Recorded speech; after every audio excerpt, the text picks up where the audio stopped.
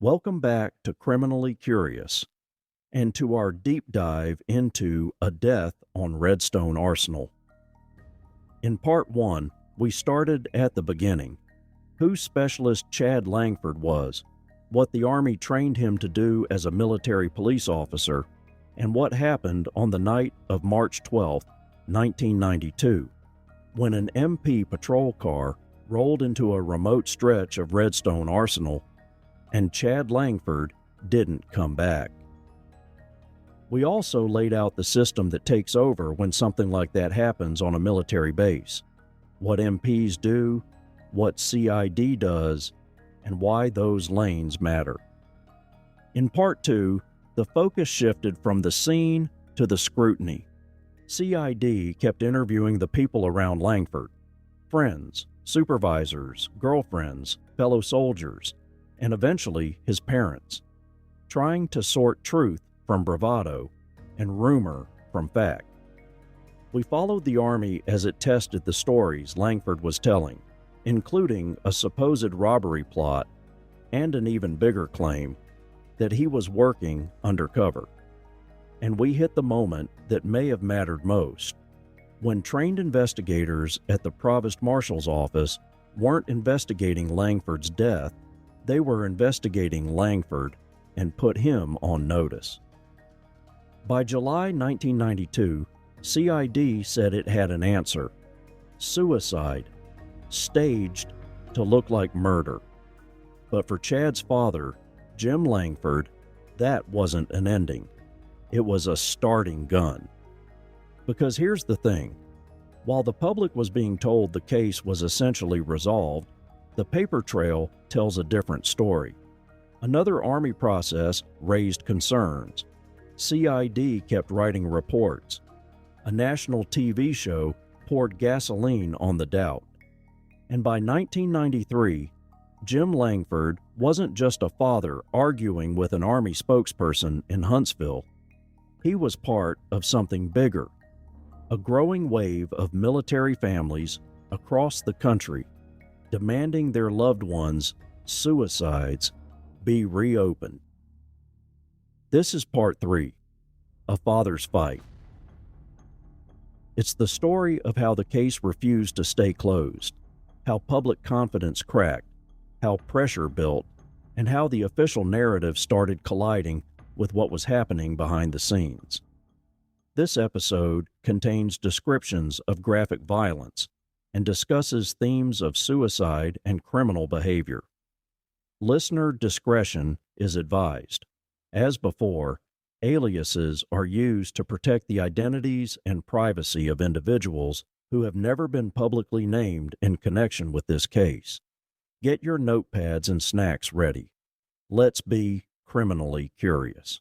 As I mentioned in part 2, there was a clear dichotomy between what CID was doing and what the public was told via press releases and new conferences in the months immediately following Langford's death. The Army did not reveal to the public the inconsistencies in statements that they were running down, that Langford himself had told people he was living a double life, uniformed MP on patrol in one, and a deeply undercover drug investigator in the other. It's not surprising that information wasn't made public, though, as CID needed to verify it, and they were having a tough time corroborating the image of Langford that many people had related to them. Very little added up. Langford was found shot and later died on Thursday, March 12, 1992. The following Tuesday, a memorial service for Langford was held. The same day, an Associated Press report told the public that his death wasn't likely a homicide. The next day, news reports across the country told that an Army statement revealed that Langford probably killed himself. But a few days later, the Associated Press reported that Army investigators had not yet said if Langford's death was a murder or a suicide. At least in that regard, what the public was told mirrored the complexities of the case. What was very clear, however, was that Jim Langford wasn't even entertaining suicide as a possible manner of death. In an interview with the Huntsville Times on May 3, 1992, Jim Langford revealed that his son told him that he was in fear for his life. Jim Langford revealed to reporters that his son was an undercover drug investigator who feared he was about to be unmasked by Huntsville drug dealers. An Army spokesman, Dave Harris, said Langford never had an assignment like that at Redstone, though. Then, CID's initial investigation culminated in the July 10th report. On the front page of the Huntsville Times July 19, 1992 issue, they announced that the Army had concluded that Langford staged his own death. A subtitle under that headline told that Jim Langford disputed the findings of that 4-month investigation and that he was offering a $25,000 reward for information leading to the arrest and conviction of whoever pulled the trigger. If Jim Langford's disbelief in the Army's finding wasn't problematic enough, in October of 1992, another issue surfaced, and this one didn't just fuel Jim's protest. It struck directly at the Army's credibility. On the front page of the October 11, 1992 edition of the Huntsville Times, the headline read, "Second Probe Raises Questions in MP's Death." The article described what it called a second U.S. Army investigation into the shooting death of Specialist Chad Langford. That second probe was not CID, it was a line-of-duty investigation. And the paper reported something significant. The line-of-duty investigator had refused to simply accept the suicide ruling at face value. Most people hear investigation and assume we're talking about CID. But CID was only one lane of this process. CID investigates potential criminal activity. Their authority comes from criminal investigative doctrine and the Uniform Code of Military Justice. They collect sworn statements, preserve evidence, coordinate forensic testing, and determine whether a crime occurred. They operate independently of the local chain of command. But a line-of-duty investigation is something entirely different. Under Army Regulation 600 TAC 8 TAC 4, a line-of-duty investigation is administrative. It is not designed to determine criminal guilt or innocence. Its purpose is to determine whether a soldier's injury or death occurred in the line of duty, or whether it resulted from the soldier's own misconduct or willful negligence. That determination affects benefits, disability status, and official service classification. And here's an important distinction. A line-of-duty investigation is not conducted by CID. It is not automatically conducted by law enforcement at all. The appointing authority, usually a commander, designates an investigating officer. That investigating officer is typically a commissioned officer, a warrant officer, a senior NCO, or a Department of the Army civilian who is impartial and senior in grade to the soldier involved. They are not necessarily trained criminal investigators. In Langford's case, as reported by the Huntsville Times, the line-of-duty investigation was conducted by someone from the Army's Mortuary Affairs and Casualty Support Division, not by an MP, and not by CID. That alone is important context. This was an administrative review conducted outside the criminal investigative chain. The investigating officer gathers records, reviews personnel and medical files, may interview witnesses, and compiles findings and recommendations. Those findings then move up the chain of command for legal review and final approval. The line-of-duty report was not included in the CID records obtained through FOIA. That makes sense. It would not be. A line of duty investigation is administrative in nature and maintained separately from CID's criminal file. But what the newspaper revealed in October 1992 tells us something critical. The line of duty investigator identified points of contention. The investigator reportedly refused to simply adopt the suicide conclusion without addressing documented concerns. That public disclosure that another Army investigation had raised questions poured gasoline on Jim Langford's already burning distrust. Now here's where we need to think carefully. Under AR 600 TAC 8 TAC 4, there is a presumption that an injury or death occurred in the line of duty, unless substantial evidence shows it was the result of intentional misconduct or willful negligence.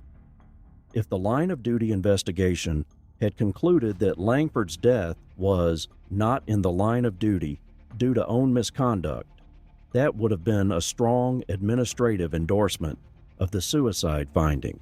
But the newspaper reporting suggests friction, not rubber stamping.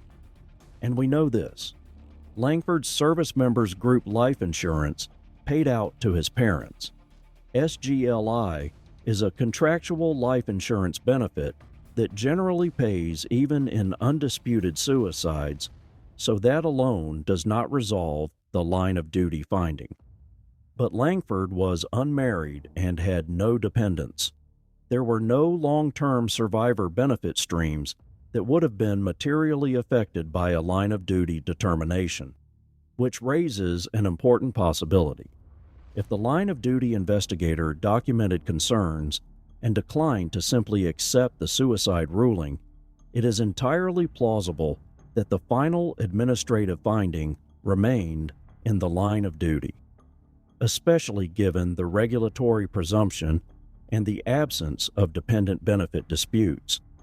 We don't have the line of duty report in the CID file, but what the Huntsville Times revealed in October 1992 was enough to shake public confidence.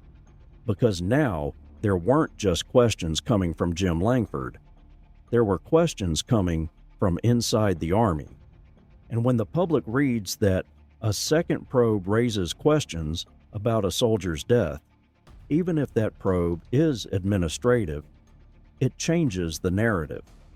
It suggests disagreement. It suggests doubt. And in October of 1992, doubt was exactly what the Army did not want. The line of duty investigator didn't raise those questions in the abstract. The Huntsville Times reported specific points of contention, concrete things in the record that didn't neatly close just because CID said suicide. For starters, there was that vehicle stop near the scene. According to the reporting, MP stopped a white car near the shooting site shortly after Langford was found, spoke to the driver, and then allowed him to leave. But the identifying details that would normally lock that down in an investigation were either missing or never recorded. The driver's name, the plate, even a clean record of who he was. That matters, because when you're trying to defend a suicide conclusion in a case like this, you don't get to leave unknown people drifting in and out of the perimeter. Then, there was what the newspaper described as an unexplained white residue near the trigger of Langford's .45. The line of duty report treated it as something that may need to be investigated further. The Army compared samples, one from the pistol and one from white paint on Langford's patrol car, and the paper reported they did not match, leaving the residue unexplained and the significance unresolved. And the forensic picture wasn't the clean, slam-dunk story the public thought it was. The Huntsville Times wrote that a gunpowder residue test on Langford's hands did not prove conclusively that he fired a weapon that night. The paper also reported that some fingerprints, palm prints, fibers, and other trace evidence collected at the scene remained unidentified, Not mysteriously erased, not smoking gun, just unresolved. The kind of unresolved that becomes gasoline when you're asking the public to trust certainty. Additionally, the paper reported writing discovered on Langford's hand during the autopsy, along with unexplained writing on a legal pad found at the scene. And according to the reporting, investigators couldn't explain what some of that meant. Names and words, numbers, and phrases that appeared in those impressions, with no clear context that tied them to a known event or person. Then the story shifts from lab work to human intelligence, the kind of information that can't be solved with a microscope. The newspaper described witnesses telling investigators about threats, including claims that someone had drawn gang symbols and threatened to kill Langford. It also reported that friends said Langford had been threatened at the enlisted club, and that he had told someone, shortly before he died, that a car with black male occupants tried to run him off Interstate 565. None of those points, standing alone, proves homicide. That's not the claim. The point is simpler, and it's devastating in its own way. The line-of-duty investigator reportedly refused to accept suicide as a conclusion you can just paste over unresolved questions, especially when those questions include unidentified evidence, unverified threats, and a near-scene contact that doesn't have a clean paper trail. And when a second Army process, run outside CID, puts that friction into writing, it doesn't just fuel Jim Langford's fight. It tells the public that even inside the Army, the story wasn't as settled as the headlines made it sound. While newspapers described the July 10, 1992 CID report as final, and Jim Langford was left with the understanding that the Army considered the case closed, CID continued working. Interviews continued. Leads were followed. Allegations were checked. And on November 30th, 1992, CID produced a supplemental report that made clear the investigation had not stopped at all. In the synopsis of that report, CID wrote, "Further investigation has disclosed that Langford committed suicide by shooting himself in the head with his assigned .45 caliber pistol. Langford carefully engineered and carried out his death so that it would appear that he had been murdered. The psychological autopsy report, physical evidence, and other circumstances surrounding the death of Langford further substantiate the manner of death as suicide." It is then that we learn the purpose of this supplemental report. The purpose of this status report is to change the manner of death from undetermined to suicide. That one sentence is telling. The initial report from CID, dated July 10, 1992, was very clear that the Army had determined Langford's death was a suicide. So this supplemental report wasn't written for the Army, per se. It was written to document additional findings in the hopes that the medical examiner that performed Langford's autopsy would change his finding on Langford's death certificate. This becomes clear when we go back and review the CID agent's notes about the autopsy in the initial report. At the time the death certificate was issued, the manner of death was undetermined, as reflected on the death certificate. The state of Alabama will not issue an amended death certificate unless the medical doctor that signed the original death certificate writes a letter to the Department of Health in Montgomery, Alabama, requesting that the death certificate be changed. In this case, the issuing and certifying physician declined to write the letter, stating that he cannot attest to the results of CID's investigation and that his determination of the manner of death can only be determined from his examination of the decedent. In other words, CID had a loose end, even before their July 10th report was finalized. The doctor that certified Langford's death certificate wasn't as convinced of the suicide finding as CID wanted him to be. CID had convinced the media the case was closed, but they had to keep working if they were going to get Langford's manner of death changed. Without that, Jim Langford's protests couldn't be ignored. What CID documented in the November 30th, 1992 report is about one of the 2 traffic stops that were made on Redstone Arsenal the night of March 12, 1992. Those 2 traffic stops occurred during the base lockdown, shortly after Langford was found with a gunshot wound to his head. In Part 1, we learned that a member of the security guard force, GS-7 Ashcombe, had stopped a black vehicle not very far from where Langford's body had been found. Ashcombe radioed for MP Sergeant Quintus, who arrived and talked to the driver. That driver claimed he was driving around the base to cool off after having a fight with his wife. Ashcombe believed the driver worked part-time off base, maybe at Taco Bell. Quintus took the driver's military ID and told him he could retrieve it the next morning at PMO, and the intent was to document who the driver was and take his statement when he came in to retrieve his ID. But Quintus wasn't there the next morning when that soldier came in. Quintus was still guarding the scene overnight to preserve evidence for when CID returned.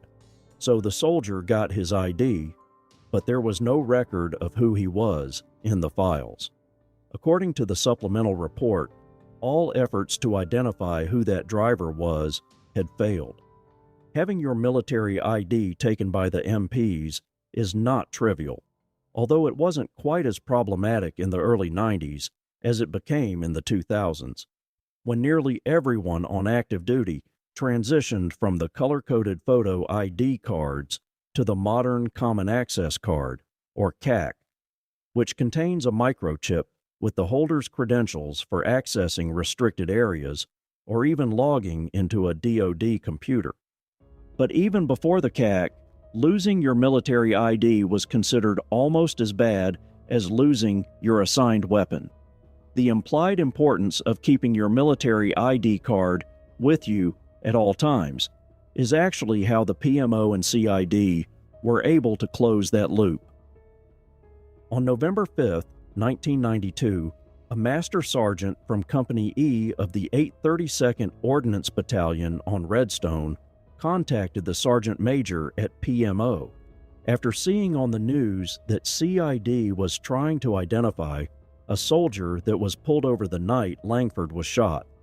We will call him Master Sergeant Hollander.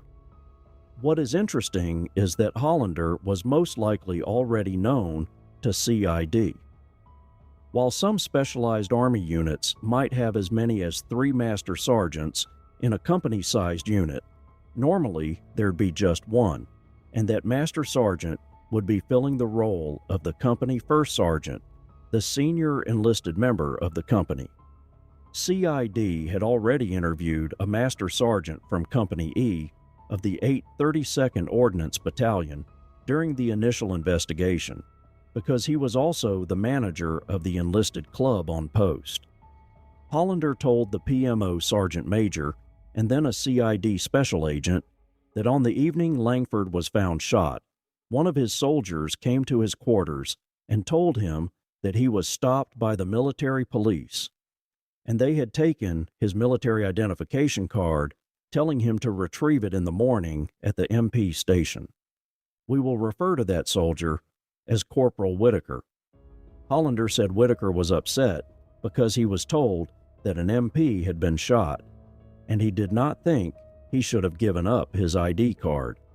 Hollander reported that he told Whitaker to go home and retrieve his ID card in the morning, as he had been told. Hollander not only identified Whitaker as the driver that Ashcombe and Quintus had stopped, he told CID where they could find him. Oddly enough, Whitaker was on temporary duty for instruction at the Navy EOD school at Indian Head, Maryland. which would be my last active duty station almost 2 decades later.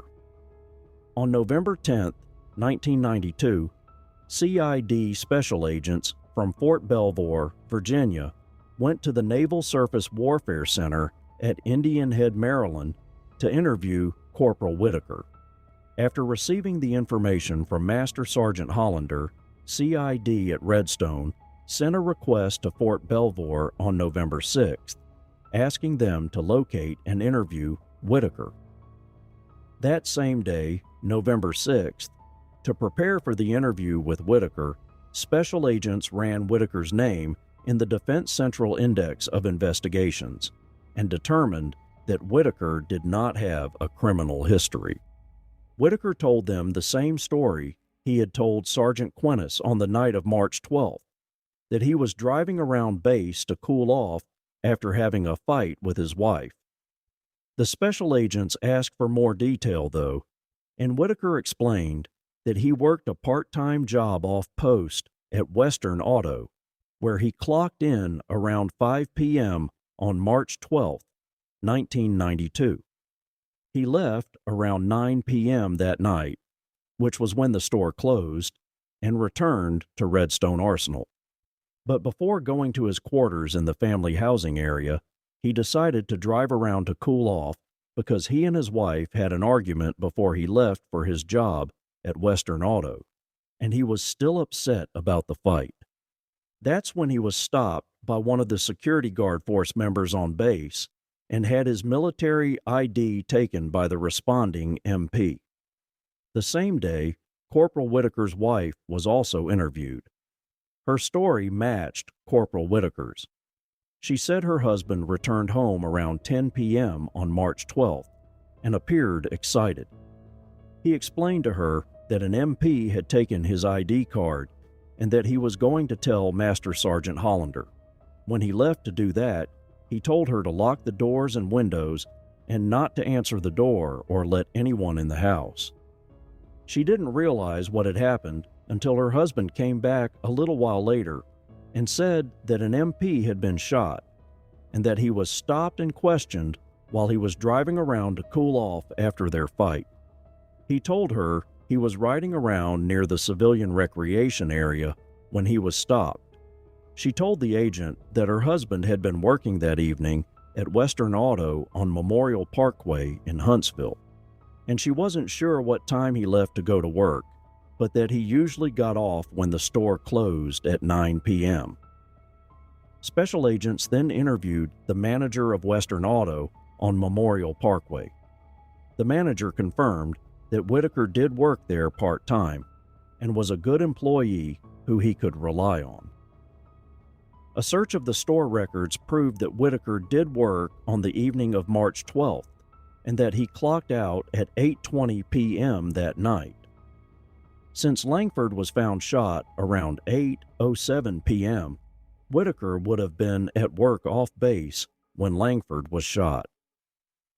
Later in the evening on November 10, 1992, a special agent contacted Jim Langford and informed him that the driver that had been stopped the night his son was shot had been identified and interviewed, and that CID had determined that he was at work off base at the time Specialist Chad Langford was shot. Although the Army had officially reached a conclusion in the case, off base, the doubts lingered. Join me. Perhaps you may be able to help solve a mystery. Or perhaps you may encounter one that simply cannot be explained. In December, NBC's popular nationwide show, Unsolved Mysteries, believed there were enough unanswered questions and intrigue surrounding the case that they announced it would be covered on the show.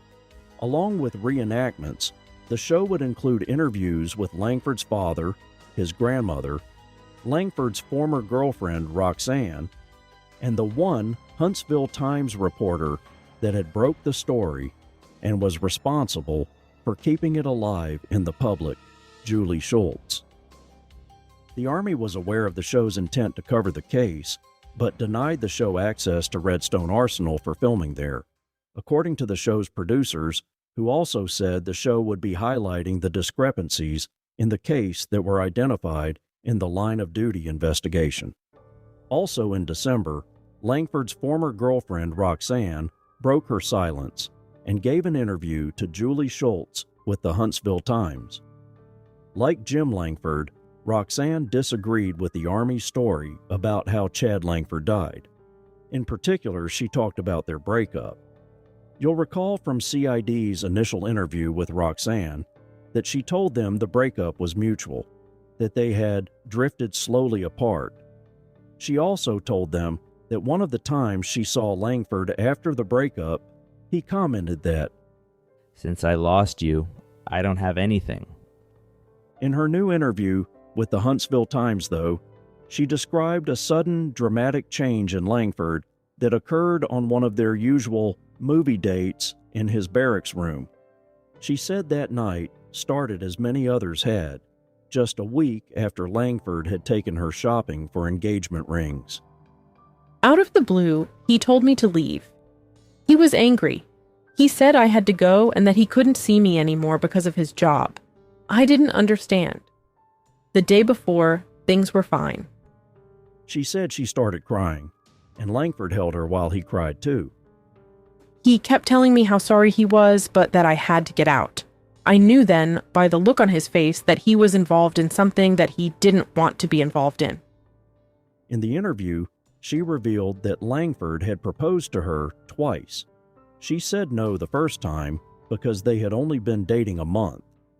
When he later asked again, she agreed, but they decided to wait a period of time.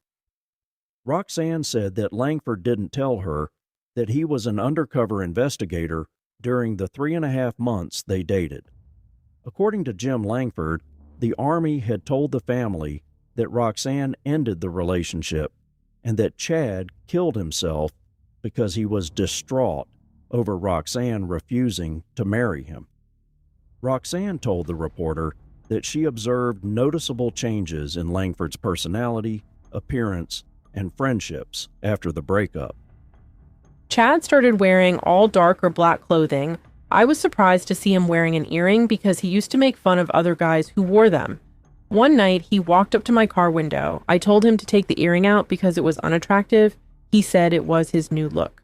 She also mentioned Langford was hanging out with an entirely new crowd of people from Alabama A&M University. He totally changed his crowd of friends. I heard a lot of rumors about him hanging around with some bad people. I heard he was going to A&M to do a drug bust. I heard he had a lot of enemies there when he died. Regarding his new girlfriend at A&M, Roxanne said, "Maybe he was dating her to get information. Maybe that's why he changed." Roxanne also said that Langford had told her during his last weeks that he was having nightmares about being killed while on duty. She said the last time she saw Langford was 5 days before his death at the enlisted club on post, when he told her that they might be able to start dating again soon, but then he left the club with his new friends from A&M. Langford called her the day he died, but she wasn't home, so he left a message. "Hey Roxanne, just called to see how you're doing. I'll call you back later." He never did. On December 20th, 1992, Julie Schultz and the Huntsville Times reported that the Army had reopened the investigation into Langford's death based on new information. Although the Army did not specify what new information had been uncovered, the newspaper said that a source told them that someone had come forward with additional information regarding the circumstances of Langford's death. Sources also told the paper that the Army was still looking for the driver of a white car that was stopped near the scene just before MPs found Langford shot. There was no mention of the soldier stopped that night by GS-7 Ashcombe, who had been identified, interviewed, and cleared in the November 1992 CID report. The driver the Army was still looking to identify was the vehicle stopped by Specialist Lornell. The news article also stated that on the night Langford died, Another MP told him not to go to the area of the base near the Tennessee River because he would have no immediate backup. Langford went anyway and used the payphone at the civilian recreation area to call his new girlfriend from Alabama, A&M University, Ms. Stockmere. Just moments after that call, at 8:07 p.m., Langford radioed that he was checking a stalled vehicle. The news article revealed that Langford broke protocol when he made that radio transmission, though, because he didn't report where he was or give a description of the vehicle, the number of occupants, or the plate number. That information was certainly a red flag to CID investigators, since those radio procedures were clearly part of the training curriculum that Langford completed at Fort McClellan to become a basic military police officer. Another interesting point to note in the December 20th article is that there was clearly some confusion in the stories being related to the newspaper. The article said that before Langford was found, either an MP or civilian security guard stopped a white car near the shooting site and asked the driver if he had seen MPs in the area looking for Langford. That part mostly matches what Specialist Lornell had told CID regarding the vehicle he stopped on the way to the scene. Lornell thought that driver, who was in a white vehicle, was a civilian employee on the base, and the news article got that part right too. But then the article said that the MP or guard that stopped the vehicle believed the driver was a part-time Taco Bell employee. You'll recall from Part 2 that it was GS7 Ashcombe that made that statement about the black vehicle he stopped that night. The vehicle that belonged to Corporal Whitaker, who was at his part-time job that night at Western Auto, not Taco Bell. That's important because the article goes on to connect the unidentified driver of the white vehicle to an unsubstantiated tip that CID had already cleared in the initial investigation.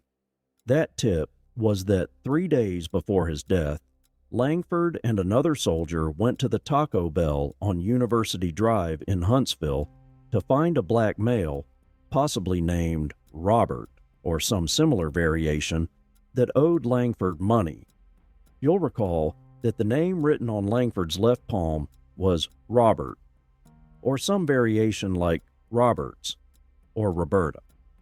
CID went to the Taco Bell on April 6, 1992.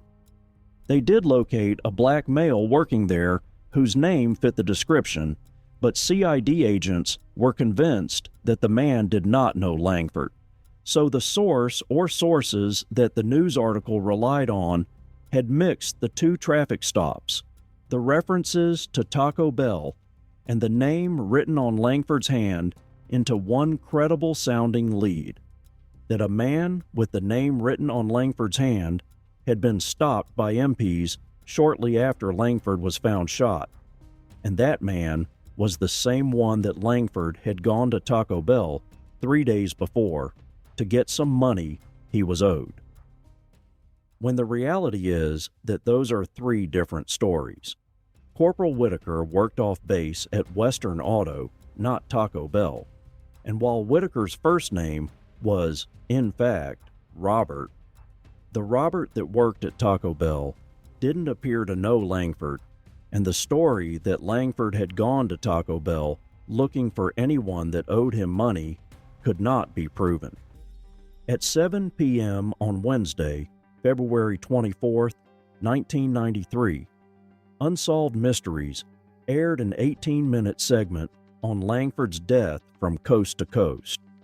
The response was immediate and overwhelming. Thanks to the show, by the 1-year anniversary of Langford's death, CID had nearly 300 tips to process from the show's tip line. Those tips ranged from what the Huntsville Times called the sensible to the outrageous. According to the Huntsville Times, the show received a flood of calls from viewers across the country. And it wasn't just casual viewers dialing in. At least half a dozen callers identified themselves as former Army criminal or intelligence investigators. Several urged Langford's family to challenge the Army's findings.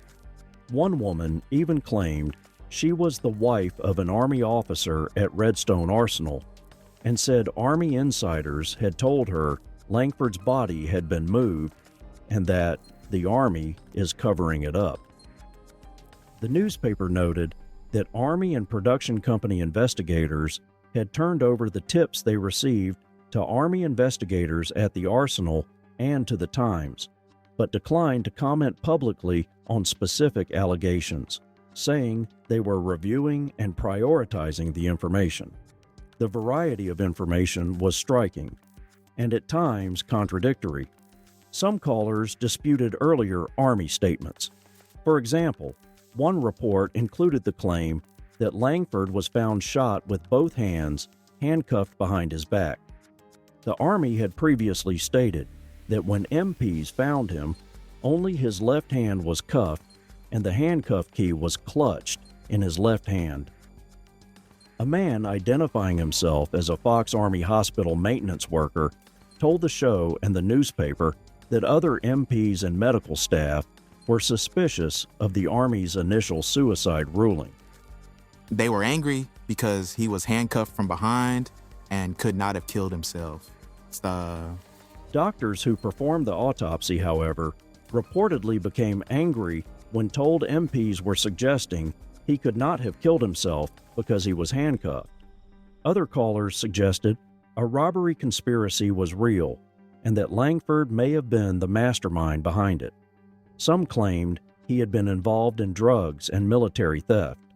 One caller alleged that Langford was investigating other soldiers' links to drug dealing on base, even describing it as a drug operation meant to trap MPs and civilians. Langford was cooperating with CID. It was a drug operation set up to nail MPs and civilians. He was an investigative informant. His fellow MPs were the perpetrators of the murder. He was getting too close to them. There were more serious accusations. Several callers speculated that Langford had been shot by fellow soldiers who were angry about a planned money escort robbery. Others claimed he had been threatened. One caller insisted the gun was found near his feet, not his head, and suggested that detail pointed to murder. The show also received connections from outside Alabama. A caller from South Korea linked Langford's death to multiple suicides that had occurred at Camp Casey during the period Langford had been stationed there, raising the possibility of a pattern. There was one suicide there a month, except for March of 1992, and that's the month Langford died. Since he was stationed there, I wonder if there is a relationship. And then there were some bizarre tips, too. Psychics claimed Langford had been killed because of a homosexual lover. Others suggested jealousy, satanic rituals in wooded areas near the post, or psychic readings over the telephone. One man claimed a psychic in Africa could determine how Langford died. In short, the broadcast generated everything from serious investigative leads to speculation, rumor, and outright fantasy. But one thing was clear. The public was not satisfied with a simple explanation. The Army maintained that there was insufficient evidence to prosecute anyone in connection with an alleged robbery conspiracy. According to military attorneys with the Judge Advocate General's office, to charge anyone with the money escort heist conspiracy, they would need evidence of an overt act. Some action taken to set the plan in motion, like buying blank ammunition and disguises. CID had no evidence that the heist conspiracy went any further than Langford and his buddies talking about it, so JAG couldn't bring charges. Officials stated there was no evidence that a vehicle had been intentionally stalled before the shooting. They found no evidence of another vehicle being on the scene at all.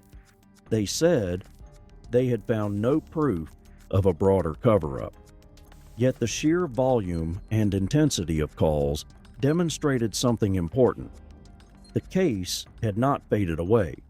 it had gone national. And once a death investigation moves into the realm of national television, once viewers, former investigators, and even self-identified insiders begin publicly questioning the official narrative, the story takes on a life of its own.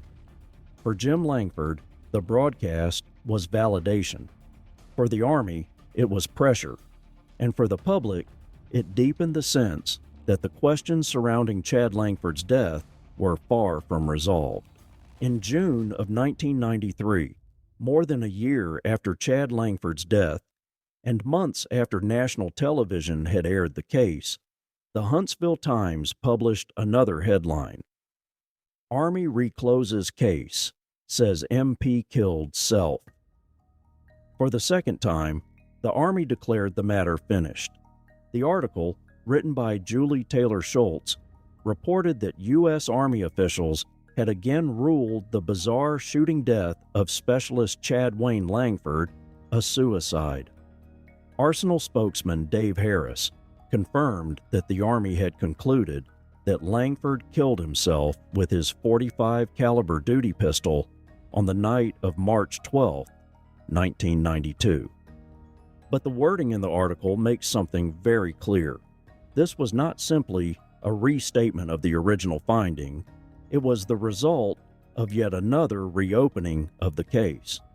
According to the paper, Army criminal investigators had reopened the investigation the previous December after a Madison County man came forward claiming someone may have hired a hitman to kill Langford over money and drugs. That allegation was taken seriously enough to warrant a new review.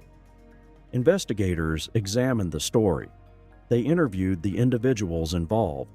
They looked for corroborating evidence. And, according to Army officials quoted in the article, they found none. The Madison County man who allegedly suggested the murder plot denied any involvement. Investigators reported they could not link him to Langford's death, nor could they substantiate the claim that Langford owed him money or drugs. Army officials maintained that the totality of information developed in the investigation supported suicide. Again. And yet, even in declaring the case closed, the article reveals tension. Jim Langford continued to dispute the conclusion. He maintained that his son had been working undercover and had been killed. He expressed doubts about the quality of the first investigation and questioned inconsistencies in the handling of evidence, including the reporting of a white car seen near the scene and whether the driver had ever been properly identified. The Army, through spokesman Dave Harris, said the investigation found no motive beyond possible frustration over personal issues and dissatisfaction with military life. They rejected claims that Langford was operating undercover. They stated they found no evidence of depression beyond what was typical. The article also references uniform buttons reportedly found in the front seat of Langford's patrol car, a detail that fueled speculation of a struggle.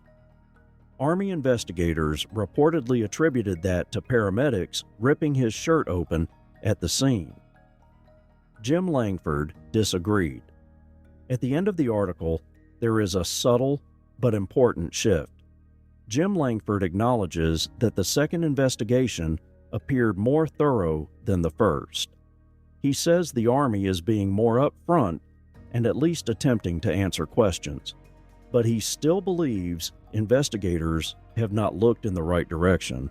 That's the tension in this June 3, 1993 article. On paper, the Army closed the case. In reality, the case was anything but closed, because every time the Army declared the matter finished, new questions seemed to surface in the reporting. And by mid-1993, the public had seen this cycle more than once. Case closed. Case reopened. Case closed again. And through it all, the same central conflict remained. The Army said suicide. The father said murder, and the evidence, at least the parts made public, left room for doubt. But when you step away from the newspaper and go back into the CID file, into the raw investigative record obtained through FOIA, something doesn't line up neatly. Because between the second supplemental report, dated November 30th, 1992, and the sixth supplemental dated October 14th, 1993, there is a gap, a visible gap. At least 3 supplemental reports are missing from the file provided under FOIA. We know they existed. The numbering proves that. The chronology proves it too. The newspaper reporting during that same period proves that CID was still actively working the case. But those supplemental reports are not in the record set we received. And here's the important part. There were no new evidence exhibits logged during that missing period. The second supplemental report from November 30th, 1992, added one new exhibit, number 87, which was the sworn statement of Corporal Whitaker. The next new evidence exhibit, number 88, is introduced in the sixth supplemental report in October of 1993. That tells us something. CID was still writing reports. They were still documenting activity. They were still following up on leads, particularly after the Unsolved Mysteries broadcast generated a flood of calls and allegations. But based on the evidence log itself, it does not appear that those efforts produced new physical evidence, no new forensic breakthroughs, no new sworn statements, no newly seized materials. What the file suggests is that most of that period was devoted to chasing down tips, many of them originating from the television broadcast. And when we reach the sixth supplemental in October of 1993, what we find is not a dramatic new discovery, but rather documentation of continued follow-up, which raises a subtle but critical question. If the case was publicly declared closed in June of 1993, why was CID still generating supplemental reports months later? The answer to that question was hinted at a year before. By the spring of 1993, something important was happening. Jim Langford was no longer standing alone. What began in 1992 as a father refusing to accept the Army's suicide ruling had by mid-1993 become part of something much larger and far more public. Associated Press stories began appearing across the country. Philadelphia, Atlanta, Scranton, Twin Falls, Wilkes-Barre, different cities, different branches of service, but the same headline theme. Families of servicemen whose deaths were ruled suicides or accidentally self-inflicted were demanding their cases be reopened. One June 1992 article reported that the families of 14 servicemen believed their sons had been murdered. Some of those families claimed their sons had died after witnessing drug sales or used by other soldiers and sailors. Others said their sons had complained about lax conditions, thefts aboard ships, or misconduct on bases. One mother was quoted saying, "My son did not take his own life. Instead of investigating his death properly, the Navy set out from the start to prove a suicide theory." That language should sound familiar, because that is exactly what Jim Langford had been saying about Chad's case. By May of 1993, the story had grown. Articles described families telling of suspicious deaths ruled suicides.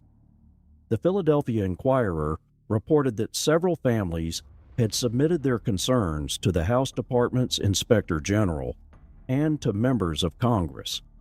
They were asking for investigations to be reopened, not just in one branch, but across the military. And Jim Langford's name appeared in those stories. The reporting stated that Jim Langford of Elk Creek, California, questioned how his son, Army Specialist 4th Class Chad Langford, could have shot himself in the head at Redstone Arsenal when one hand was handcuffed and someone else's palm print was reportedly on the weapon. The articles also repeated Jim's claim that Chad had told him he was involved in an undercover drug investigation and feared retaliation if the people he was investigating discovered it. Pentagon officials declined to comment on specific accusations, citing privacy and personnel matters. But the broader story was clear. This was not just about one death in Alabama. It was about a pattern, or at least what appeared to families to be a pattern. In Wilkes-Barre, in Scranton, in Atlanta, the reporting described families who believed their sons' deaths had been rushed to suicide conclusions. Some alleged inconsistent investigative practices. Some described perceived contradictions in autopsy findings. Others claimed their sons had warned them that if something happened, they should not believe the official explanation. The similarities were powerful enough that the families began coordinating. They contacted members of Congress.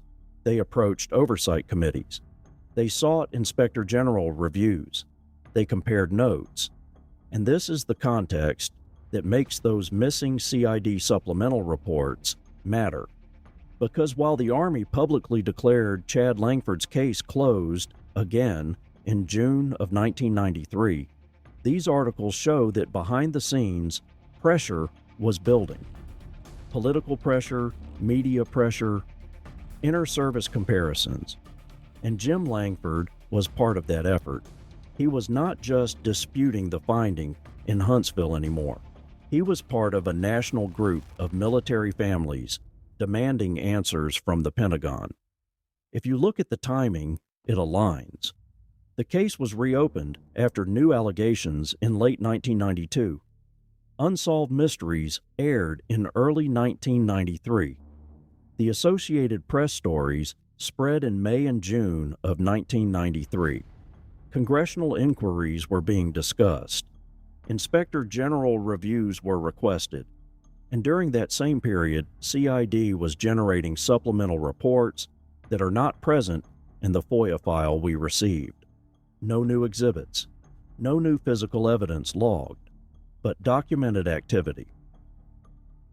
What were they doing?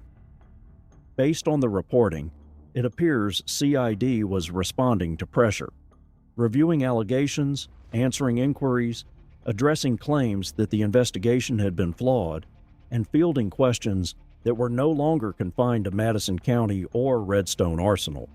The case had gone national, and when that happens, investigations don't just close. They get audited. They get defended. They get scrutinized. By 1993, the death of Specialist Chad Langford was no longer simply a question of suicide or homicide. It had become part of a broader challenge to how the military investigated non-combat deaths. And that challenge was reaching Washington. By the time the Huntsville Times ran that June 1993 headline, Army recloses case, says MP killed self, you can almost feel the fatigue baked into the wording. Closed, reopened, closed again. And if you only lived in the newspaper, you'd think that's where the story ends. An Army conclusion, a grieving father who won't accept it, and a case that fades into the archives. But that's not what the CID file shows. Because when you step away from the headlines and back into the investigative record, you hit something you can't ignore. A gap. Missing supplemental reports.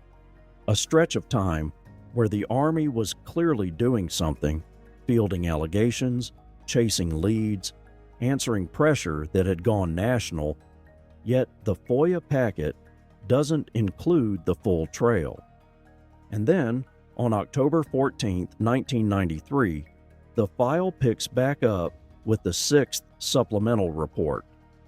That's where Part 4 begins, because the 6th supplemental isn't just another status update, It's the doorway into what CID was still working, what they were still checking, and what the record says when the cameras are gone and the press conferences end. In the finale, we're going to open the 6th supplemental, walk deeper into the remainder of the CID case file, and pull on the threads that were still moving long after the Army told the public the case was over. So if you've been waiting for the part where we stop asking, what did they say, and start asking, what did they do? You're there. I'm Michael Fleming, and this is Criminally Curious. See you in Part 4. Before you go, make sure you're following Criminally Curious on social media.